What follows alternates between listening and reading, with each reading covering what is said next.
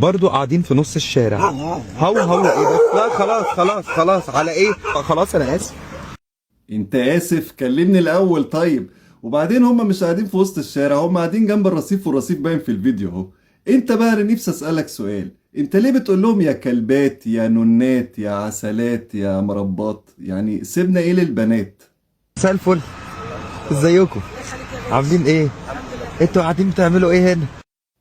واحد وواحدة قاعدين بمقشات ولابسين لبس كير سيرفيس وقاعدين جنب صناديق الزبالة، اكيد بياخدوا تان. الله يقويكم. طيب انا عايز اديكم حاجه بسيطه. بص يا أستاذ، كده كده وأتمنى إن كلامي يتفهم صح. اللي أنت بتعمله ده أحسن حاجة في الدنيا، إنك تساعد غيرك ده شيء عظيم.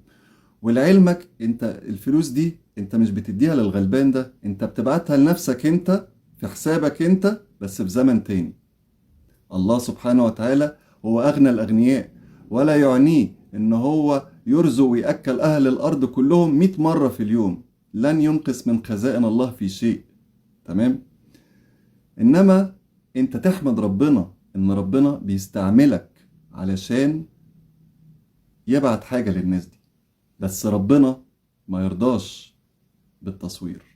انت بتهد كل حاجة كويسة بتعملها بالتصوير ده. وما تقوليش ان انت ملغوش على وش الراجل والست بتوع الكير سيرفيس دول. ليه؟ لان دول ليهم اولاد، ليهم اب وام، ليهم اخوات جيران، هيعرفوهم من صوتهم، بس هيعرفوهم حتى لو نغمشت عليهم كلهم من فوقهم لتحتهم هيعرفوهم.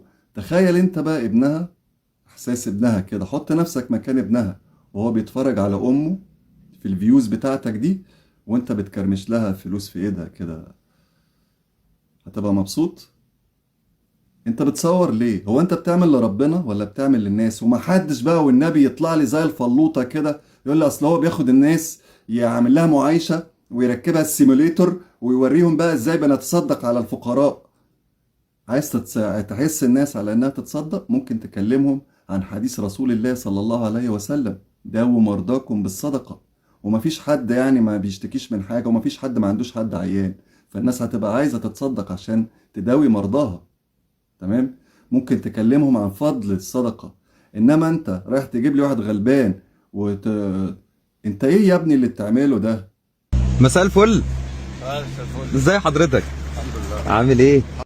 انا نصحتك وانت براحتك.